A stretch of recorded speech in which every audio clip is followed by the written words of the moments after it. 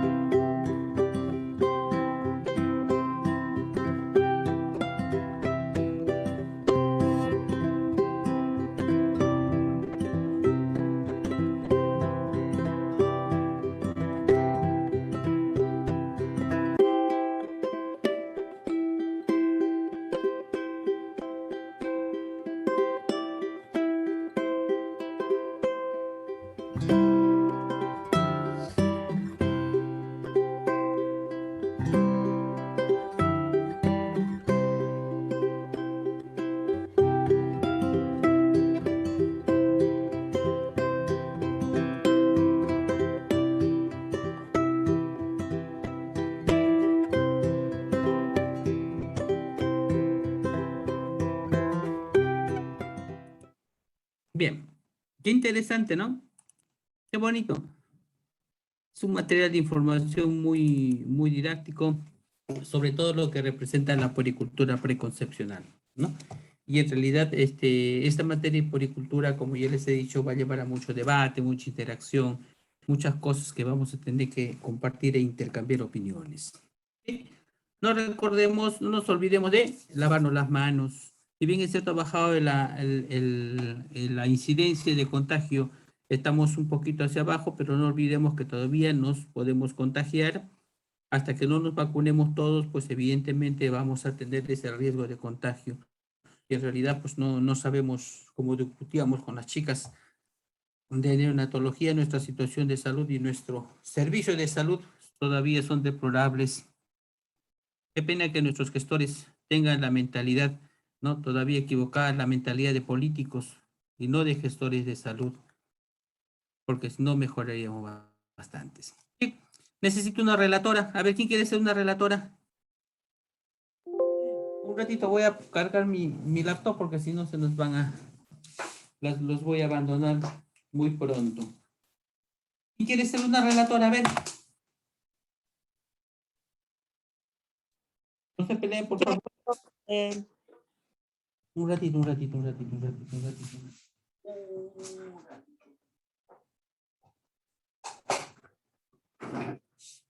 Ya. A ver, señorita Bustios. La señorita Cárdenas va a ser el segundo caso. Por favor, señorita Bustios, ¿puede leer el caso? Sí, claro, profesor. Gestante de 17 años, estudió secundaria incompleto, soltera, vive con su madre y hermanitos menores. Son residentes en una comunidad del distrito de Apata. No hizo controles prenatales. El 2 de marzo del 2017 a las 12:30 am, la paciente empezó con un dolor bajo vientre y pérdida de líquido y sangre vaginal. A eso de las 7:30 am tuvo el parto en casa. A las 10 am ingresó al centro de salud. Al examen físico, el cordón umbilical y la placenta estaban en el canal del parto. Los familiares llevaron también a la recién nacida, quien estaba con dificultad para respirar. Tenía quejido y cianosis periférica. Con un peso de 4.200 gramos y una talla de 52 centímetros. Luego se le agregó aleteo nasal y tiraje intercostal. La madre refiere que no tiene ninguna enfermedad. Previa ni ningún hábito nocivo. Continúa, por favor. El personal que la recibe se puso a entrevistarla haciendo muchas preguntas. A las 10:15 am, la bebé fallece. La enfermera que realizó la entrevista dijo que para llegar hasta la vivienda de la paciente, desde el sitio donde pasaban los carros, tuvo que caminar alrededor de 10 kilómetros, que no tenían teléfono ni había uno cerca y que los habitantes de esa zona refieren dificultades en el transporte en las horas de la noche y los días festivos. ¿Qué pasó el día del parto? A las 5 de la mañana se escuchaban niños llorando en su casa. La mamá pasó a ayudarle, pero ya había nacido la niña. La placenta se quedó pegada. La mamá intentó jalarla sin resultado. Salimos a buscar transporte, pero no fue posible. El carro demoró mucho. La sacamos en hamaca hasta la carretera. Al fin se consiguió transporte, pero el bebé lloraba poco. A ver, un ratito. Bien. ¿Qué opinión tienes del caso? Cuando nosotros exponemos o escuchamos un caso similar, nos damos cuenta de que pues, son casos que se dan en nuestra comunidad. Esta es una auditoría real, sucedido en una comunidad. Entonces nos damos cuenta que nuestro país es un país pluricultural, pluriétnico, en donde hay muchas diferencias entre cada zona y cada región de nuestro país. Pero un común que se tiene, pues son los casos que se presentan como el que hemos leído.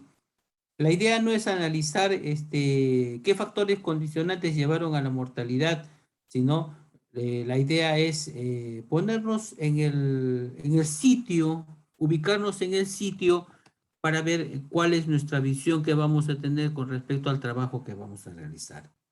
Ustedes ya están pronto a salir, ustedes van a hacer un internado y prontamente se van a ir al campo a trabajar a hacer un serums y se van a topar con situaciones con las que están pasando, como con la que se ha pasado. ¿Ok? A ver, señorita Cárdenas, usted ahora me va a servir como relatora. Este es un extracto que saqué del Facebook, ¿no? ¿Cómo se llama? De un grupo que tenemos de pediatras y neonatólogos, bueno, de los muchos tantos en los cuales un pediatra pues coloca todo este texto, ¿no? Mostrando su disconfort ante la situación. Lo pongo porque también es muy parecido a nuestra realidad. A ver, señorita Cárdenas, ahora sí léanos. Ya, ok, profesor. Para las mamás ignorantes, ¿qué quieren darle de comer a sus bebés antes de los 6 meses?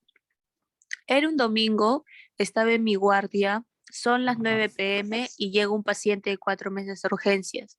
La madre del niño, desesperada, empieza a gritar que hagan algo por él y llora. Hacemos revisión y nos damos cuenta que tiene enterocolitis y distensión abdominal. Nos impresionamos al ver que a corta edad estuviera con esos problemas. Entonces me dirijo con la madre del bebé a darle el diagnóstico y preguntarle si solo estaba dando leche materna. A lo que ella me responde, no, le doy probaditas, le doy atole, pollo, tés, arroz, ya que mi leche no le llena. A veces le doy chocolates y café porque me pide. Y de hecho ayer le hice una fiesta por sus 4 meses y les di unas pruebas de pastel. Hace 9 días más o menos se sentía mal y no hacía del baño, pero tenía que hacer su fiesta y no podía gastar.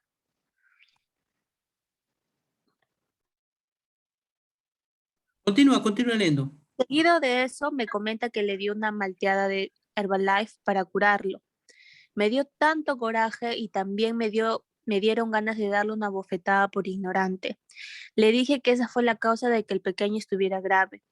La mujer me grita que yo no sé nada ni siendo doctor y que eso era bueno. También me grita que si le pasa algo nosotros tendríamos la culpa.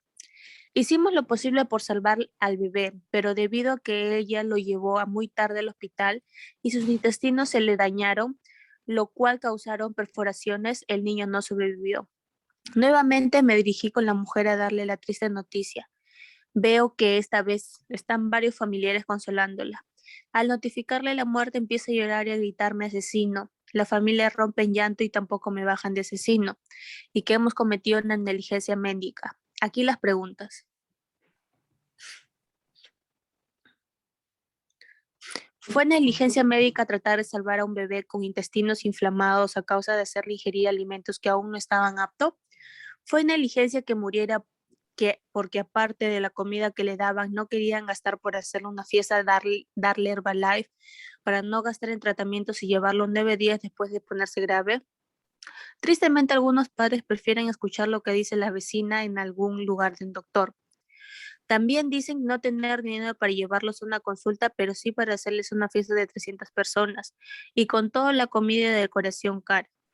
Pero el día que su salud corre peligro y mueren o les causen daño irreversible, la culpa la tenemos nosotros. Para ello es una negligencia médica. Miren ustedes, a veces ese tipo de lecturas nos ubican en la realidad, ¿no? Porque son situaciones que suceden y que escuchamos a veces en nuestra comunidad. Todos hemos pasado cuando hemos sido celulistas y hemos visto situaciones parecidas. La idea, la mentalidad, la actitud que tenemos nosotros como profesionales de salud es siempre brindar una mejor orientación y salud hacia nuestra comunidad. Pero nos encontramos con este tipo de casos. Entonces, nuestra pregunta es, ¿cómo debemos actuar en estos momentos?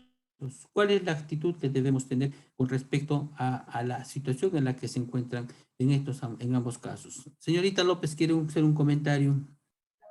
Profesor, disculpe por la bulla porque como le comenté estaba trabajando, pero lo que acabo de escuchar no está muy lejos de la realidad de nuestro país, porque si bien es cierto, nosotros como ya nos estamos preparando sabemos que la lactancia materna es el principal alimento de un niño de 0 a 6 meses, pero lo que pasa es de que en provincias, por ejemplo, y lo digo por experiencia propia, a pesar de que antes yo no era profesional, etcétera, o bueno, todavía no lo soy, pero ya tengo mucho más conocimiento.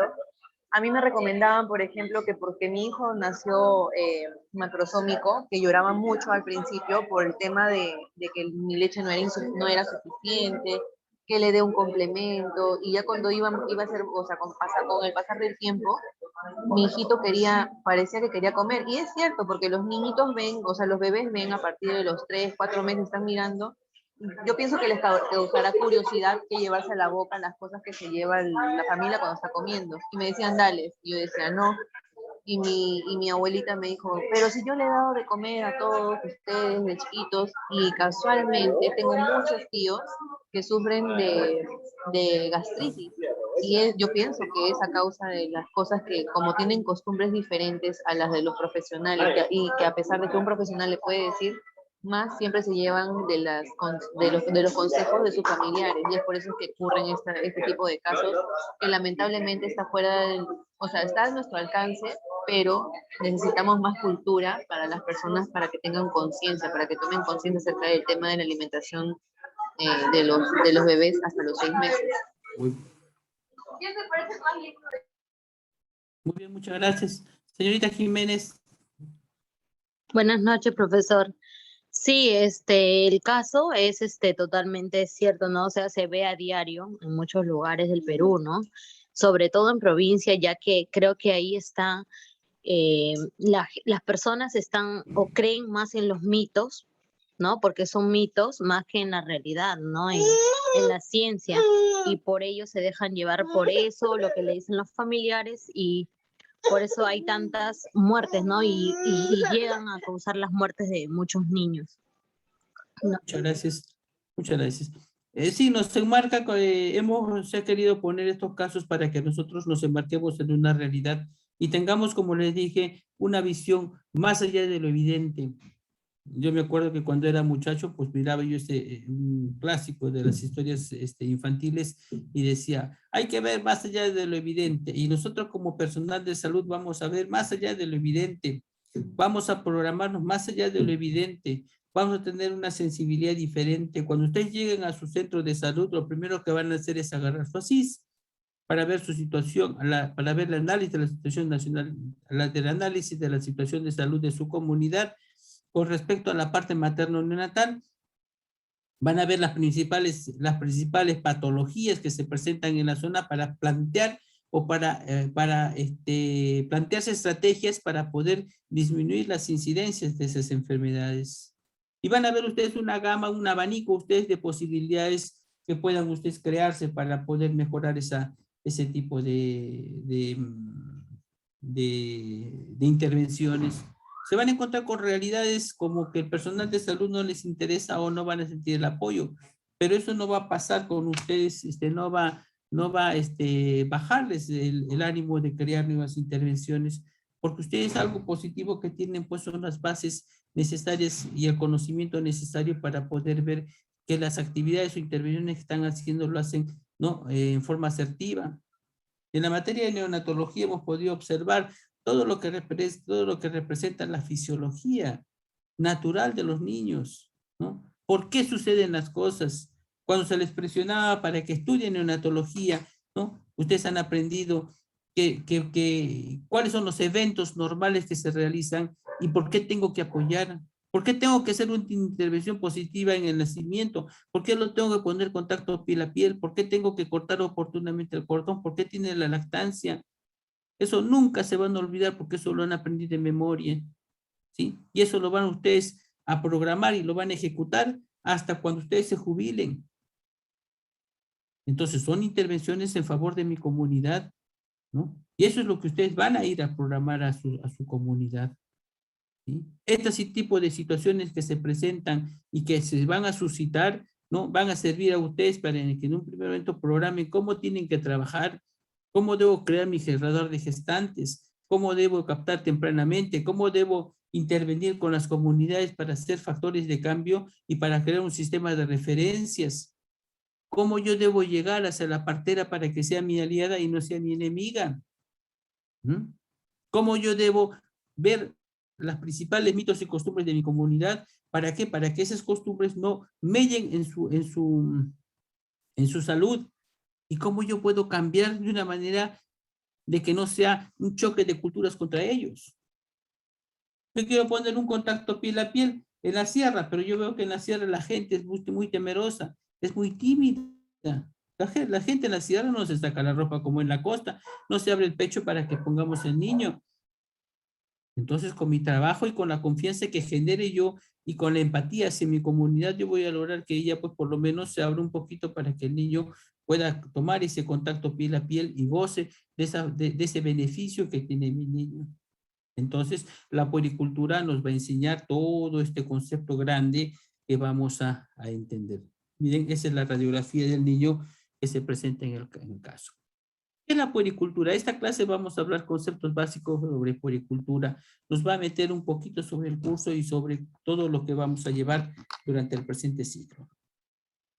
¿Qué es la puericultura? Es la disciplina que estudia el cuidado del niño durante los primeros años de vida, ¿no? Y lo extendemos un poquito más la puericultura para poder hablar desde, ¿no?, la disciplina que estudia la preparación antes del nacimiento, ¿no?, los cuidados durante la gestación, los cuidados del niño durante los primeros meses y los cuidados del niño durante la primera y la segunda infancia.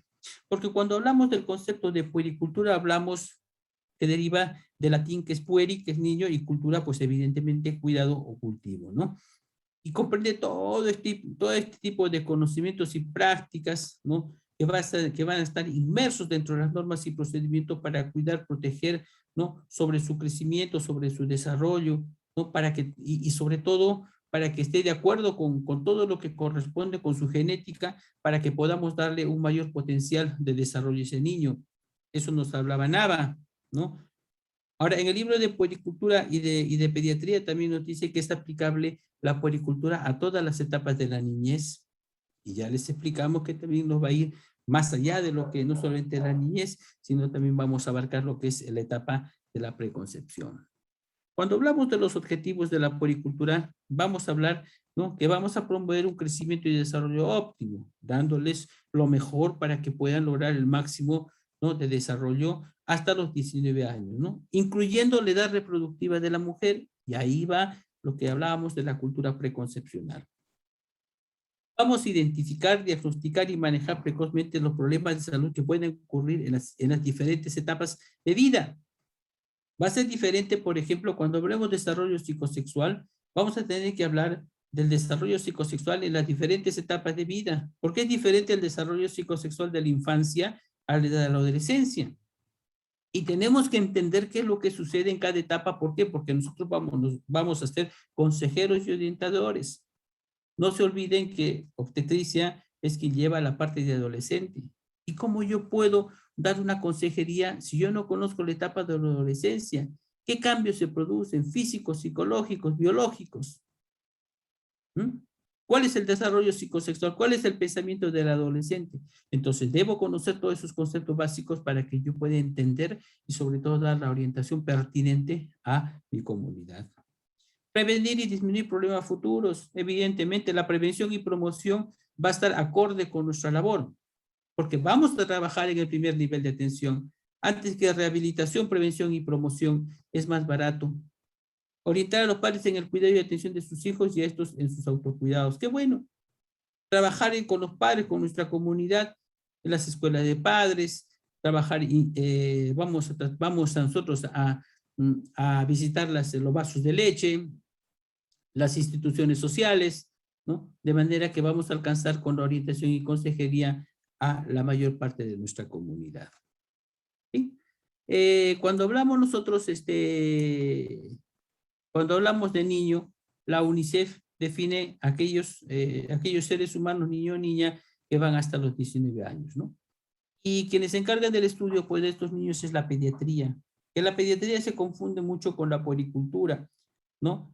Y la pediatría es una ciencia muy interesante, muy independiente, muy diferente del resto de las especialidades médicas, porque presenta características muy peculiares, como por ejemplo tiene características biológicas, ¿no? En las cuales vamos a ver de qué es la única ciencia, ¿no?, que trata lo que representa, pues, los niños, ¿no? En cuanto a su crecimiento. Acuérdense que un niño cuando nace es un totalmente ser inmaduro, que a medida que va pasando el tiempo va comenzando a crecer, tanto en crecimiento como en desarrollo.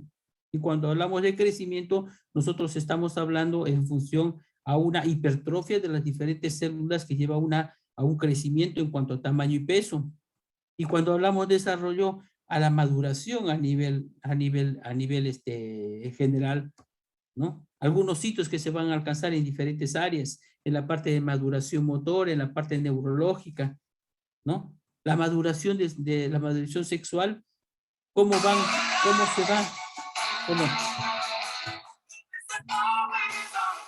cómo va haciendo una maduración sexual a través del tiempo.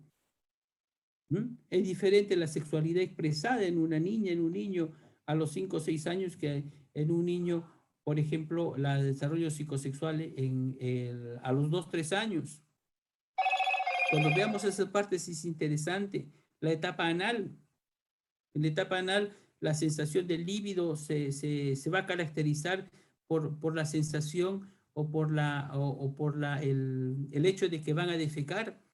Encuentra su satisfacción en la defecación. En un niño pequeño, en la etapa oral, la satisfacción lo busca en la lactancia a través de la succión de la leche, pero también en la succión en la succión del dedo. Doctor dice, ¿por qué mi hijito mucho se chupa el dedo? Pues señor, está en la etapa oral, que es la parte o la edad en la cual el niño busca su satisfacción sexual a través de la succión del dedo. No toda la situación o la satisfacción sexual se generaliza en un aspecto netamente sexual o por genitalización, ¿no? El libido se busca en diferentes aspectos, en diferentes categorías. ¿Okay? Entonces, la pediatría justamente es una ciencia que en el aspecto biológico se caracteriza con los diferentes tipos de otras especialidades. Siempre debemos recordar que el niño no es un adulto pequeño. Y yo me acuerdo que hace poco, por ejemplo, comenzaron, a razón de la vacunación del COVID, comenzaron a designar a algunos médicos que vayan a apoyar en lo que es la vacunación de los adultos mayores en cuanto a la supervisión médica. Y cuando quisieron mandar a los pediatras, pues nosotros les dijimos, pues que somos pediatras, no vamos a atender a los viejitos, ¿no? A los adultos mayores. Pero la respuesta del gestor dijo, no, pues al final son médicos, no. No es así. Hace la especialización justamente y son tantos años que manejamos niños que ellos confunden las situaciones. Un niño no es un adulto pequeño, tiene diferentes características y eso lo vamos también nosotros a determinar cuando, por ejemplo, vemos las características médicas, ¿no? Las nociones biológicas, fisiológicas de los niños son muy diferentes a lo que representan de los adultos. Como, por ejemplo, ¿cómo nosotros examinamos a un niño? ¿Quién es mamá? ¿Usted, señorita Bustos, es mamá? ¿O es mamá en potencia? En potencia, profesor. Mamá en potencia todavía. ¿Usted, señorita Sánchez, es mamá? No, profesor. ¿Quién es mamá? Es una mamá voluntaria. ¿Cómo es la experiencia que ha sido cuando llevaba a su hijito al pediatra? A ver, ¿quién quiere dar un comentario? A ver, señorita Arias Güere. ¿Cómo ha sido la profesor? embarazo? ¿Ah? ¿Usted es mamá? Sí. A ver, ¿cómo ha sido la experiencia de tu niño cuando lo lleva al pediatra? Bueno, a las primeras veces son muy diferentes a las de ahora, en realidad. Mi hija tiene 7 años. Las primeras veces las revisiones eran mucho más exhaustivas que las de ahora, me he dado cuenta. Ya. ¿Tu hija lloraba o no lloraba cuando era pequeñita? Sí, lloraba, definitivamente lloraba. Creo que por el contacto que hacía con diversos instrumentos médicos y con el mismo médico lloraba, pero a medida que iba siendo constante las visitas, yo creo que el mismo niño se daba cuenta que llegaba a un lugar, bueno, al menos yo le he llevado a un solo lugar, entonces se sentía en confianza. Entonces ya a medida que iba creciendo ya no lloraba, pero al principio sí, como todo bebé, ¿no? Sí lloraba, se sentía pues saliendo de la protección de mi brazo, se sentía mal, ¿no? Lloraba. Muy bien, muchas gracias, señorita Arias. Como ven ustedes, la característica de la pediatría es diferente porque cuando uno examina a un niño, pues el niño no es como un adulto o como un niño mayor, ¿no? Que nos va a dar la colaboración pertinente, ¿no? Un niño pequeño llora, chilla, se hace mucho más difícil el examen físico que se realiza, empezando simplemente porque la anamnesis tenemos que tomar por una tercera persona, que en este caso es la mamá. Le preguntamos a la mamá, señora, ¿cómo está tu niño? Ay, doctor, mi niño. Y es subjetivo. Entonces la mamá nos puede dar datos muy significativos o nos puede dar datos muy vagos. Entonces para nosotros es bastante difícil para los pediatras, pero a través de la experticia de nuestro conocimiento, pues tenemos que poder interpretar todo este tipo de reacciones. Las enfermedades en los niños, pues evidentemente tienen una característica clínica muy diferente. Los niños tienen patologías mucho más de evolución más tórpida que los adultos, sobre todo en enfermedades bastante complejas como la tuberculosis, las infecciones respiratorias agudas, las infecciones neonatales, su evolución es más tórpida, más grave que en los adultos. Tiene mucha influencia la parte hereditaria. Pues sí, nosotros ya sabemos de que los niños pues tienen una programación fetal muy interesante para las enfermedades y van arrastrando a partir de ahí, ¿no? Una serie de secuencias. Eso lo vemos en los niños atópicos. Presentan con tremendas dermatitis del pañal, presentan con infecciones en las vías respiratorias frecuente y constante. Cuando nos damos cuenta, alergia a la proteína de la leche. Y no es porque hayan tomado leche, sino porque la mamá pues tomó leche y a través le pasa sensibilizantes y se ha sensibilizado intraútero. Porque para dar el tratamiento a los niños tenemos que tener en cuenta el peso y talla del niño, sobre todo el peso del niño para poder darles el tratamiento de acuerdo al peso del niño. O sea, no podemos dar por una cucharita, 2 cucharitas, porque nos imaginamos, no. Tiene que ser de acuerdo al peso del niño o de acuerdo al área de superficie corporal del niño para poder dar una medicación correspondiente. Entonces, como verán, las características biológicas de la pediatría o de la puericultura es muy diferente a cualquier otra especialidad. Las características sociales, fíjense ustedes, tiene también mucha incidencia en lo que representa pues la pediatría, ¿no? Nos vemos que tiene mucha repercusión sobre el sitio o sobre la estructura socioeconómica que pueda presentar. Tenemos enfermedades de la pobreza, evidentemente, como son la desnutrición, las infecciones y las parasitosis, el abandono, la prematuridad, los recién nacidos de bajo peso al nacer y todas sus derivaciones y secuencias clínicas. ¿Por qué? Porque simplemente pues no hay una buena alimentación, son niños que nunca desde el embarazo las mamás no se han alimentado, entonces esas secuelas traen ese tipo de complicaciones. Pero también da lo contrario, por ejemplo. No tenemos un país pobre, ya estamos en vía de desarrollo y ya entramos a patologías, ¿no?, de los países industrializados. ¿Y cuál sería la característica de los países industrializados? Las comidas chatarras, los McDonald's, los pollos, los Kentuckys, los Popeyes, ¿no es cierto? Los chilis, qué rico, ya se nos despertó el hambre, ¿no? Y los niños empiezan en una obesidad, empiezan el abandono de la lactancia. Como somos países en mejor vía de desarrollo, tenemos mayor ingreso económico, las mamás ya no quieren dar teta a sus hijos. ¿Por qué? Porque se les deforma, ¿no? Entonces ya les comienzan a dar fórmula, ¿no? Los accidentes productos de la contaminación, el alcoholismo. En las personas que tienen mayor cantidad de dinero, con mayor libertad, pues los chicos empiezan a tomar muy prontamente. Entonces son patologías que también afectan las características sociales y también es parte de lo que representa pues la pediatría, ¿no? Es por eso que nosotros hemos dividido toda la materia en 4 aspectos importantes de la puericultura que vamos a comenzar a tratar a medida que vayamos yendo. De cada una de las etapas vamos a tomar características o patologías frecuentes y las vamos a desarrollar. Tenemos la puericultura preconcepcional eugenésica, la puericultura concepcional o prenatal, la puericultura postnatal en sus áreas extrauterina y de lactante, y la puericultura de la primera y segunda infancia y de la adolescencia. Esta puericultura de la adolescencia la vamos a tratar en la preconcepcional, porque entendemos de que durante la preconcepcional, pues los adolescentes van a marcar un aspecto importante en cuanto al estudio, sobre todo de los comportamientos, tanto sociales, psicológicos como sexuales. Entonces, esta parte de la adolescencia le hemos trasladado a la puericultura preconcepcional. ¿Bien? Y cuando hablamos de puericultura preconcepcional, nosotros vamos a hablar de la relación, ¿no?, que se relaciona fundamentalmente con la preparación que se tiene que tener pues las personas en el aspecto biológico, psicológico, social, ¿no?, y del proyecto de vida que puedan fomentar hacia el futuro. Y cuando hablamos de proyecto de vida, pensamos nosotros en una amplia gama de cómo queremos estar en el futuro. Eso se relaciona en muchos aspectos de la vida. Ustedes mismos, ¿cómo están? ¿Cómo quiere ser usted, señorita Bustos, de acá a unos 5 o 6 años? Es su proyecto de vida, ¿no? Usted ya estará profesional, será una muy buena profesional, será especialista, estará trabajando en un hospital, estará casado con un profesional a su mismo nivel, alto, joven, simpático, buen mozo, atlético. Son sus expectativas y su proyecto de vida. Excelente por usted, que bueno, nos alegramos todos, ¿no? Entonces, nuestro proyecto de vida siempre debe ser positivo y debe ser con vistas hacia adelante.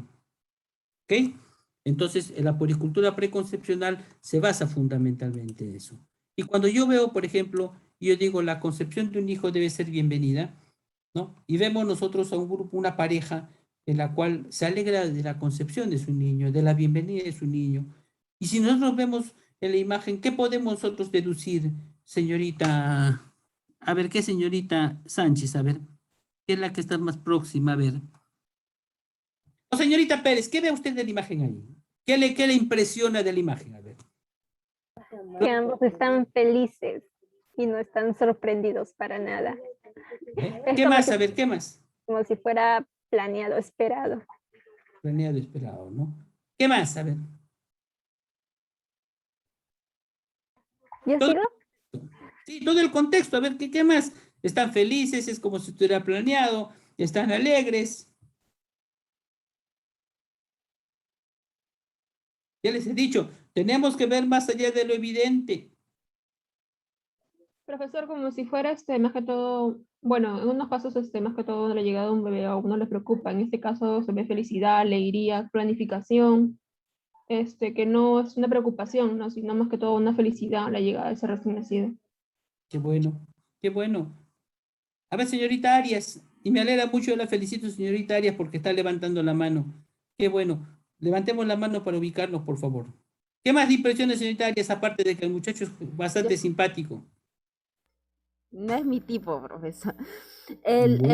Yo no le he preguntado si es su tipo, yo le he preguntado que es simpático nada más, ¿no? yo Solita creo se que echa, solita. la edad, Solita. profesor, la edad. Yo ¿Ya qué observo más? que es ¿Ya? una pareja ya con una edad suficiente o adecuada, vamos a decirlo así, y más allá de la felicidad veo la edad, ¿no? Y bueno, la verdad es que la vestimenta es lo de menos, pero sin embargo creo que cuando uno observa la vestimenta también se da cuenta pues que está frente a unas personas que por lo visto se ven que son profesionales, ¿no? Mira, tú has dado un punto de vista muy interesante. No es lo de menos la vestimenta. La parte económica es fundamental. Ya no existe como antes que decíamos, bueno, está embarazada, bueno, pues el niño viene siempre con su pan bajo el brazo. No es así. Ningún niño viene con un pan bajo el brazo. Cuesta mucho sufrir y qué bueno. Y a las mamás que estén en el curso, un like para ellas, que tienen un objetivo y una meta muy alta. ¿Ok? Pero no es así. Si vemos nosotros groseramente la imagen, sí, evidente, todo lo que ustedes han dicho, pero también nos vemos y nos damos cuenta que son personas que ya tienen una profesión, que tienen un trabajo, digamos así, que tienen un trabajo. Económica, profesor. Claro. Levantemos la mano, por favor, ¿ya? Para poder ubicarnos. Entonces ya tienen un nivel en la sociedad en el cual les va a permitir mantener una familia y sostener una familia. ¿Ok? A diferencia, ¿qué vemos ahí, señorita Llanos? Ya, yo Sin alusiones, visualizo, señorita, sin alusiones personales, por favor, en la clase. Toda, ¿cómo se dice? Toda casualidad es fuera de la, ¿cómo dice? Fuera de la realidad, ¿cómo dicen? Es pura Cualquier coincidencia. coincidencia con la realidad es pura coincidencia. Muy bien, pura coincidencia. A ver, señorita Llanos, ¿qué ve ya, usted ahí? profesor, ya, lo que estoy visualizando, bueno, a diferencia de la imagen anterior, es que no es planificado y también no tiene la solvencia económica. No puede que también la pareja sea profesional y la otra pareja no haya terminado, ¿no? En este caso, sus estudios, y esto también puede ocasionar, ¿no? Que haya un embarazo no deseado. Eso es lo que estoy visualizando en la imagen. Muy bien, señorita Llanos. Señorita López. Profesor, que en este caso vemos que es una pareja que ya es madura, si bien es cierto. Sin embargo, aquí vemos que el problema de un hijo o un embarazo no planificado no solo inmiscuye a los embarazos adolescentes como la mayoría siempre tiene presente, sino que también puede ocurrir en cualquier etapa de la edad de la vida de una mujer y de un hombre. En este caso también puede ser como que hoy en día está abierto el tema de las parejas, de las relaciones abiertas. Entonces se ve que es un embarazo que no es deseado y como si bien lo tocamos en la práctica, en la puericultura preconcepcional, que también aquí afectaría psicológicamente el desarrollo del embarazo. El desarrollo del embarazo en las mujeres cuando lo planifican es muy diferente cuando no lo planifican. Así que aquí vemos claramente ese tipo de problemas que pasan hoy en día y que es muy actual y que lamentablemente está incrementando. Por supuesto que sí sucede, ¿no? Sucede y sabemos la implicancia que tiene, pues, ¿no? En los casos clínicos, en la mañana veíamos con los chicos de neonatología, como lo vimos el semestre con ustedes, los casos clínicos de mortalidad neonatal en donde, pues, eran solteras, la repercusión que tiene sobre ellas, ¿no? La pericultura preconcepcional también, eugenésica también se llama, y Álvarez en el 88 pues asentó o acuñó este concepto de eugenesia, que significa referencia al conjunto de condiciones que permiten una existencia sana y feliz. Y eso logramos con una madurez psicológica para poder hacer una concepción y tener un hijo en condiciones adecuadas, ¿no? Entonces hay que tener una madurez biopsicosocial, ¿no? para poder realmente, y muchos de nosotros, porque yo me pongo dentro del caso, porque yo realmente también tuve mi hijo cuando estaba estudiando la carrera y nos ha costado mucho pues seguir adelante, pero también es un patrón porque nuestros hijos son la viva imagen de nosotros, ¿no? Ven el esfuerzo y el sacrificio y ellos siguen lo mismo. En la práctica también hablaba uno de los grupos que la planificación familiar no solamente es anticoncepción, de ninguna manera, ¿no? Tenemos que ver de que también es el dar la oportunidad a toda nuestra población de que entiendan de que el generar un hijo pues es responsabilidad, compromiso, educación, es un ser integral, ¿no? Es generar una vida hacia un futuro.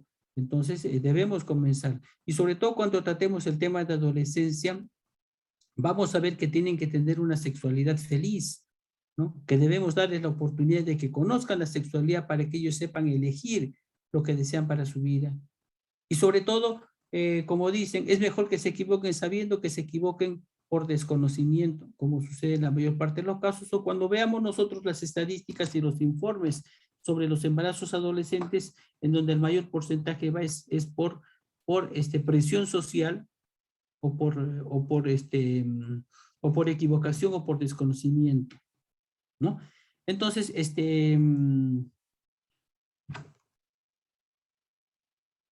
en el aspecto biológico vamos a ver, en la etapa preconcepcional vamos a ver cómo se preparan, cómo es importante los antecedentes familiares y personales, ¿no? ¿Cuánto tiempo yo debo tener, cuánto tiempo yo debo prever una gestación, ¿no? ¿Cuántas veces yo debo acudir al médico para realmente hacerme un buen control, ¿no? Se dice que debemos de hacer dos consultas al médico. ¿Para qué? Para que en la primera podamos pedir todos los antecedentes, todos los exámenes pertinentes y poder pesquisar enfermedades que puedan tener repercusión sobre el embarazo, ¿no? Y también para que en la segunda podamos corregir los aspectos preventivos, como son los nutricionales, ver el índice de masa corporal, ver cuánto tiene de hemoglobina, darle el ácido fólico, como se dice, preparar el terreno para que realmente podamos tener una concepción asertiva. Determinar los grupos y factores sanguíneos. Sabemos nosotros la incompatibilidad. La mayor parte de las mamás que han salido embarazadas, pues se han embarazado por chispoteada nada más, porque se les pasó, ¿no? Ninguna de ustedes ha pedido un examen médico primero a su pareja para poder después embarazarse, o si han pedido examen médico. O un examen minucioso de su pareja para que se embaracen. Ninguna. Por ahí puede ser que una haya tenido incompatibilidad de grupo con su esposo. Diferentes grupos, ¿no? Pero en realidad sí deberíamos pedir, porque es una causa patológica y prevé de prevención. Y justamente cuando hacemos la puericultura preconcepcional, se prevé eso porque sabemos que son incompatibles. Y sabemos, y vamos a saber nosotros y sabemos por neonatología, que cuando tienen un primer parto con incompatibilidad, hay que poner la sensibilización a través de la vacuna para que tengan la opción de poder tener otros hijos. Dígame, señorita Jiménez. Sí, profesor, pero creo que cuando tú te casas, te piden exámenes médicos y ahí también sale el tipo de sangre que eres. Entonces, sí habría una información previa, ¿no? No, pero hablamos, pues, no hablamos de un matrimonio. De un control mínimo. Además, ¿cuándo has tenido tu hijito? ¿Te has casado primero? Sí, me casé. Perdón. Bueno, felicitaciones. La mayor parte de nosotros no nos hemos casado antes de tener nuestro hijito. Primero ha sido la prueba de amor y luego nos hemos casado.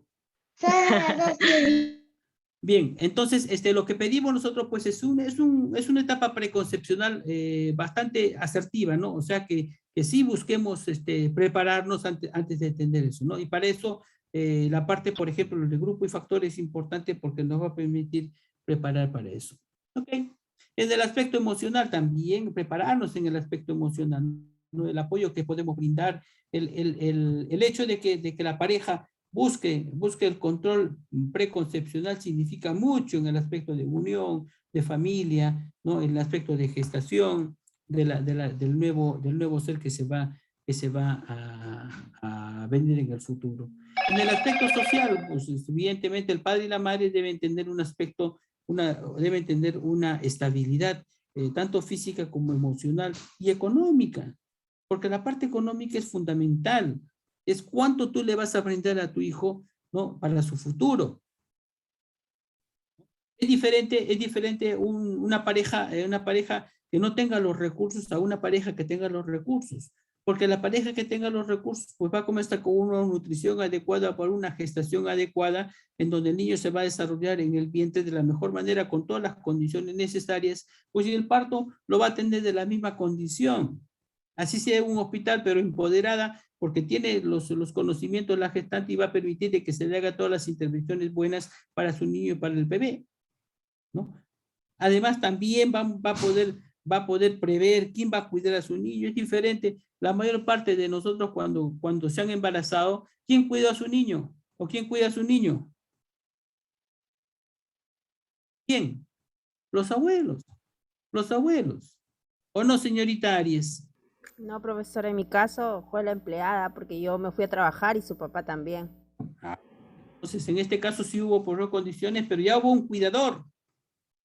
En gran parte de las personas que tienen sus niños y todavía están en condiciones de trabajo o de estudio, los abuelos cumplen un rol de cuidador, ¿no? Entonces, pues hay que preparar, como se dice, el microambiente y el macroambiente, ¿no?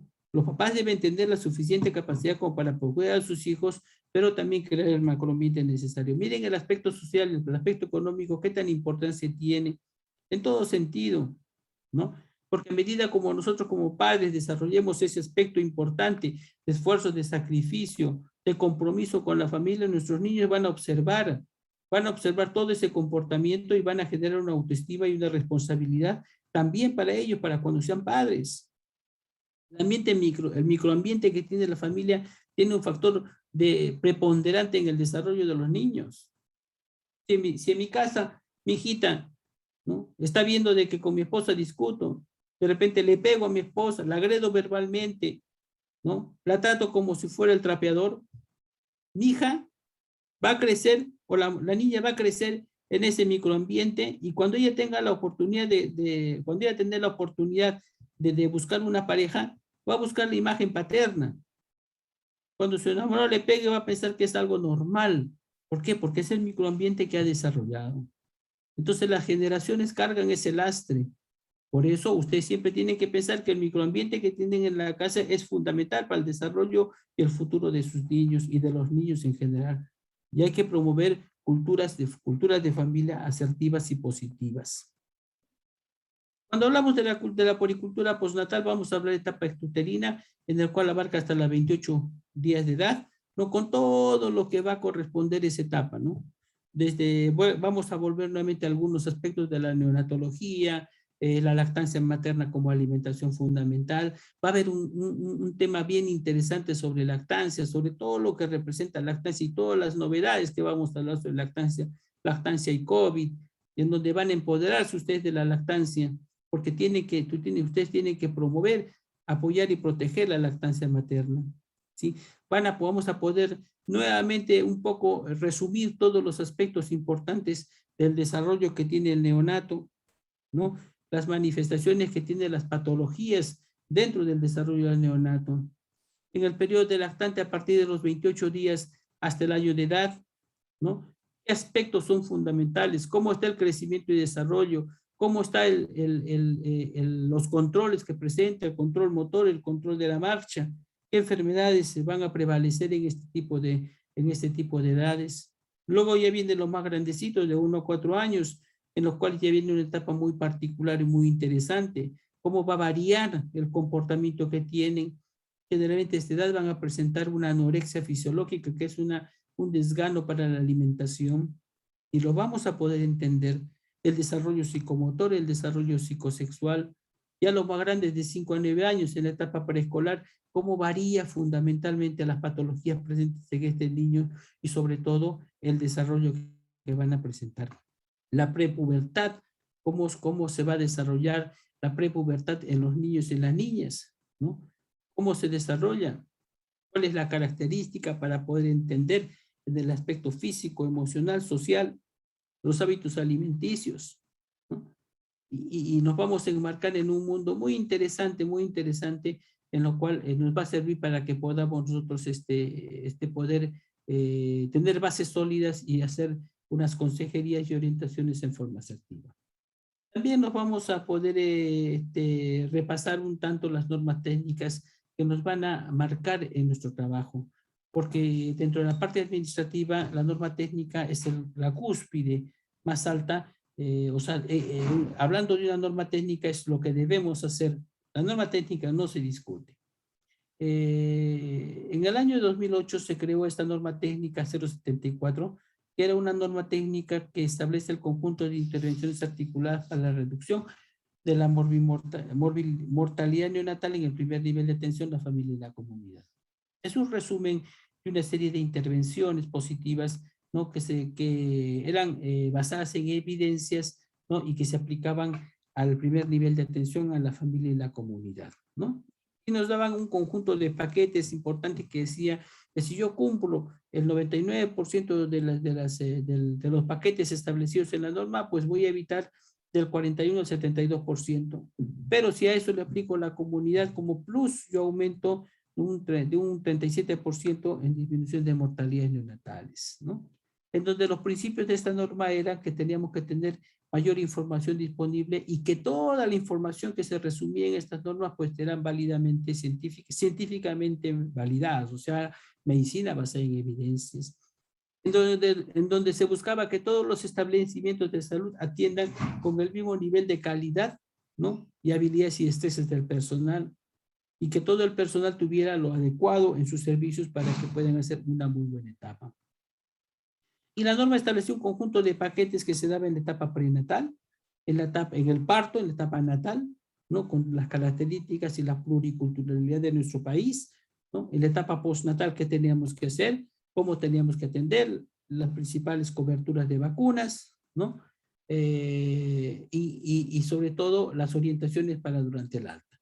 Esa norma técnica 074 se basó en nuestra norma técnica de atención integral de la salud materna. Esta norma es la que se tiene que desprender de memoria.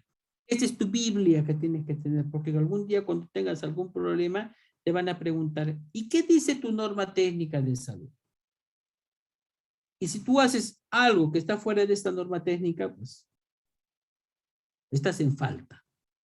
Así es que sería interesante que repasemos esta norma técnica porque contiene lo principal, ¿no? Y nos dice, y nos explica claramente paso por paso todo lo que tienes que hacer. Por ejemplo, en las diferentes etapas que se van a presentar. Y si ustedes se dan cuenta, miren en la gráfica, desde la etapa preconcepcional, la etapa concepcional, está gestando, hasta que termina la etapa postnatal, ¿no? Adicional a la parte teórica que estamos viendo y que hemos discutido, ¿no? Les he puesto esta revista que se llama Crianza y Salud. Es una revista de la Sociedad Colombiana de Pediatría, ¿no? En donde hay dos temas importantes que van ustedes a leer. Es salud mental en la infancia y puericultura de los niños, ¿sí? Ustedes es lectura obligatoria. Todas las clases, aparte de lo que vamos a repasar como clases y como los temas de clases, vamos a tener lecturas adicionales. Algunas veces de revistas, algunas veces de libros que les voy a pedir de qué número van a tener que estudiar, porque eso va a entrar dentro de las evaluaciones semanales. ¿Alguna pregunta, alguna duda que haya quedado? No, profesor. Todo claro, profesor. Muy bien. Hoy ya nos hemos pasado un poquito, nuestras clases de teoría son de 45 minutos. Es un tiempo muy corto porque da para mucho debate, para mucha conversación, para intercambio de opiniones, de experiencias, pero bueno, no, vamos a tratar de hacerlo lo más dinámico posible, lo menos aburrido y sobre todo tratar de que ustedes se interesen en temas tan complejos que les va a ayudar mucho en el desarrollo profesional. ¿Ok? ¿Alguna pregunta? ¿Alguna duda? Si no hay ninguna duda, no se olvide mañana a las 11, ¿no? Sí, profesor. Sí, profesor. Mañana a las 11 la evaluación semanal, ¿sí?